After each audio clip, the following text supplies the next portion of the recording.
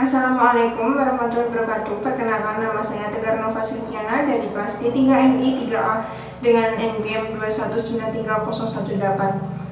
Dalam pembahasan kali ini saya akan membahas mengenai manage project team, di mana dalam pembahasan kali ini ada 4 pokok pembahasan. Di antaranya yang pertama adalah pengertian manajemen proyek, yang kedua merupakan proses yang terjadi, yang ketiga ada manfaat dan tujuan, serta yang terakhir adalah kesimpulan dari pembahasan kali ini.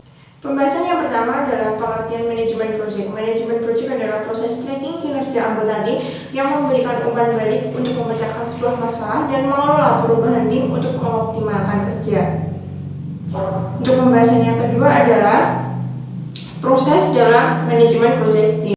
Dalam proses input ada beberapa proses. Yang pertama ada Human Resource Management Plan. Human Resource Management Plan di sini merupakan rencana pengelolaan sumber daya manusia, memberikan pedoman bagaimana sumber daya manusia harus didefinisikan, dikelola, dikendalikan, dan akhirnya dirilis. Dalam hal ini termasuk peran dan tanggung jawab proyek organisasi dan staff management plan.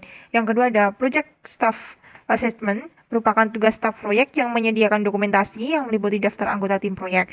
Dokumentasi ini dapat mencakup direktorat proyek tim, memo kepada anggota tim, dan nama dimasukkan ke bagian lain dalam rencana manajemen proyek seperti bangunan organisasi dan jadwal. Yang ketiga ada Team Performance Assessment. Tim merupakan manajemen proyek membuat penilaian formal maupun informal yang sedang berlangsung kinerja tim proyek. Selanjutnya yang keempat ada isu timbul dalam pengelolaan tim proyek, sebuah isu log yang dapat digunakan untuk mendokumentasikan dan memantau siapa yang bertanggung jawab untuk menyelesaikan masalah-masalah tertentu dengan target waktu. Yang kelima ada Work Performance Report, merupakan laporan kinerja yang menyediakan dokumentasi tentang status proyek saat ini yang dibandingkan dengan perkiraan proyek. Yang keenam ada Organizational Process Assessment, merupakan aset proses organisasi yang dapat mempengaruhi proses mengelola tim proyek, termasuk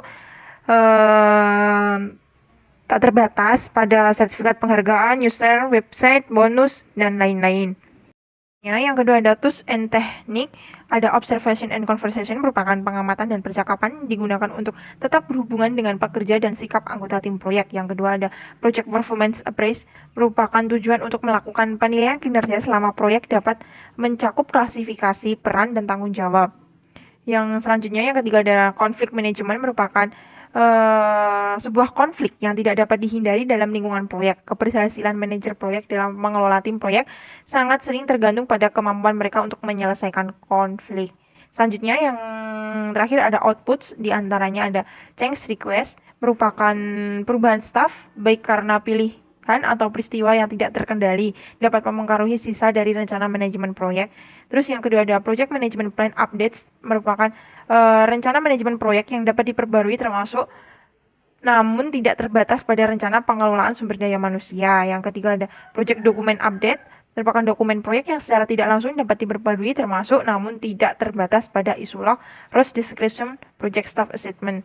Yang keempat ada enterprise environmental factor update, merupakan faktor lingkungan pengaruh yang mungkin memerlukan pembaruan sebagai akibat dari proses manajemen project team. Yang kelima ada organizational process asset updates, merupakan aset proses organisasi yang mungkin memerlukan pembaruan sebagai akibat dari proses manajemen proyek tim.